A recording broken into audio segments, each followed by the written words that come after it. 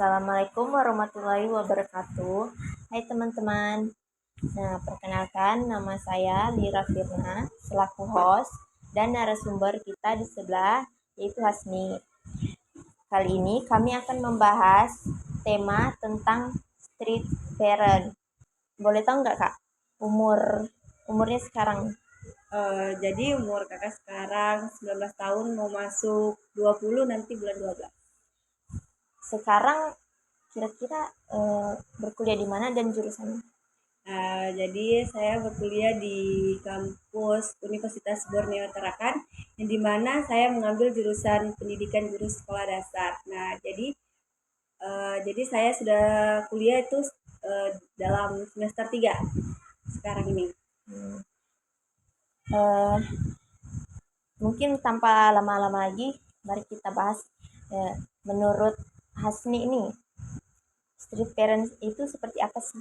Menurut saya ya, street parent tuh kayak orang tua tuh tidak membebaskan anaknya mengikuti kemauannya sendiri, karena street parent tuh seperti orang tua yang selalu eh, mengatur atau membatasi pergaulan anaknya, atau yang bisa disebut dengan orang tua otoriter yang mengatur semua apa yang mau dilakukan oleh anaknya, seperti itu. Berarti Hasni pernah mengalami yang namanya street parent di dalam sekarang ini.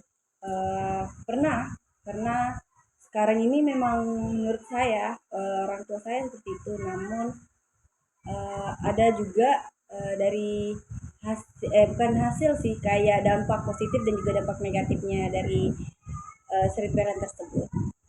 Nah, kan tadi Hasni ada bilang ada dampak positif dan dapat dampak negatifnya. Kira-kira Ya, dampak negatifnya itu seperti apa?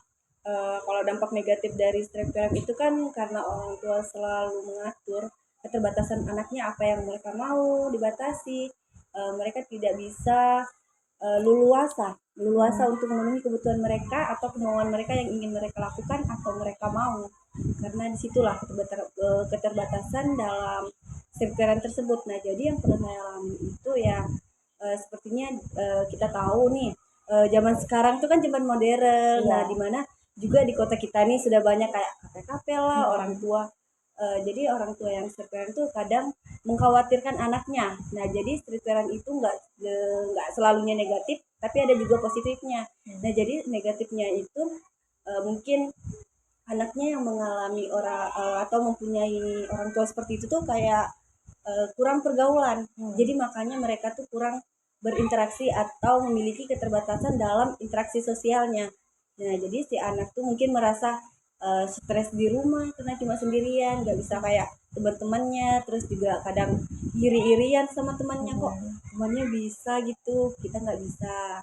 Nah, itu terus tuh mungkin juga kadang yang seperti itu menghambat perkembangan mental sosial anak, karena itu kan mereka kan pasti setiap anak memiliki kemauan atau enggak keinginan. Ya betul, keinginan mereka tuh ya tersendiri. Mereka juga pengen ikutin apa kata hati mereka, nggak selalunya diikuti oleh kemauan orang tua. Nah, seperti itu kak. Eh, Kalau rasanya Hasni menghadapi orang tua yang memiliki eh, street parent atau peraturan yang ketat itu seperti apa sih? Kalau menurut saya ya, yang saya rasakan ya, mungkin di balik semua itu ada hal positifnya, karena orang tua selalu mengkhawatirkan anaknya. Nah, terlebih lagi perempuan nih. Nah, Iya. perempuan kan biasanya tuh pergaulan di luar sana tuh kan kita nggak tahu. Nah, jadi hal positif dari step parent ini kadang kalau orang tua tuh mengkhawatirkan anaknya, di mana anaknya tuh misalnya eh, dilarang jalan sampai tengah malam banget, karena kita nggak tahu kan apa yang hal-hal yang tidak diinginkan nanti terjadi, seperti itu. Nah, terus juga tuh mungkin dengan si parent juga nih, orang tuanya bisa membuat anaknya tuh terhindar dari namanya pergaulan bebas atau enggak hal-hal yang berbau negatif gitu, kenakalan remaja. Karena sekarang zaman zamannya teknologi, zaman zamannya semua di era modern sekarang ini kan, kita tahu tuh banyak banget masalah-masalah terkait pergaulan anak, kenakalan remaja dan juga yang lainnya. Nah, jadi dengan adanya orang tua yang seperti ini dapat membawa dampak positif seperti itu.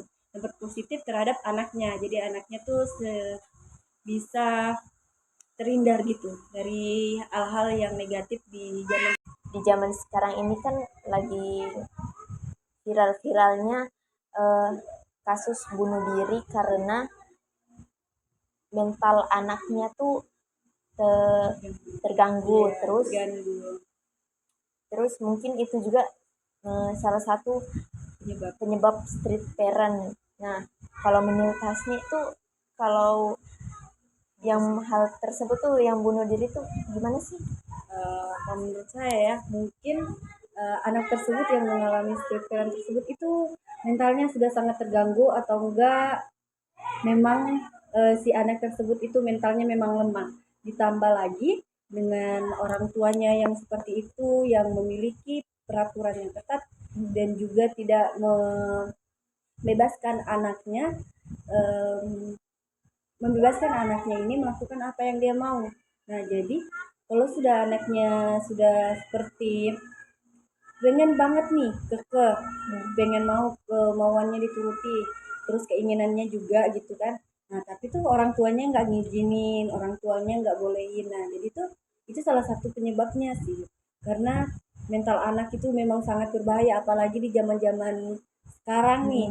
Mental anak itu kalau sudah dibilang mungkin cukup rendah kalau sudah seperti itu, karena mungkin juga melihat interaksi atau pergaulan teman yang mereka lihat gitu di lingkungannya, eh, merasa iri karena iri.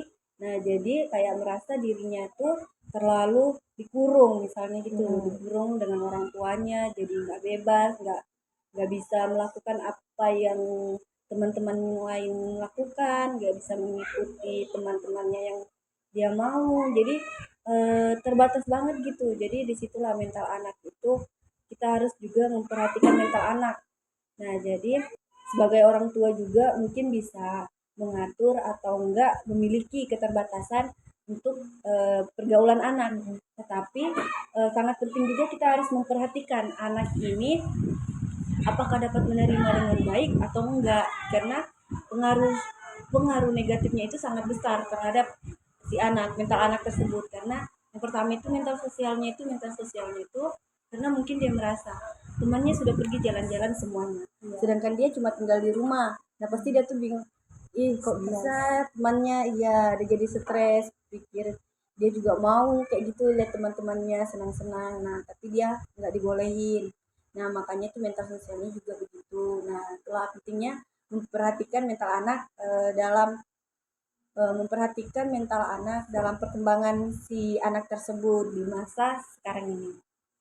Nah, mungkin sebelum kita menutup podcast kali ini, ada beberapa pesan. Yang pertama itu pentingnya mengkomunikasikan perasaan dan kebutuhan kita kepada orang tua. Dengan begitu kita dapat terbuka dan jujur kepada orang tua, maunya kita tuh gimana, terus kita tuh maunya gimana, nggak mau dikekang begitu kan.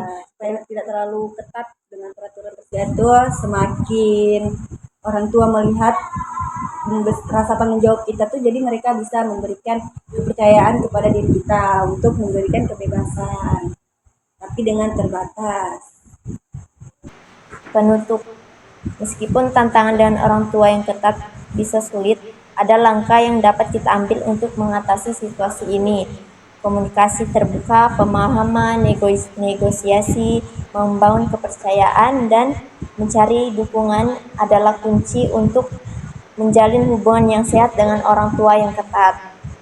Mungkin sekian podcast kami hari ini. Kalau ada salah kata mohon dimaafkan. Wassalamualaikum warahmatullahi wabarakatuh.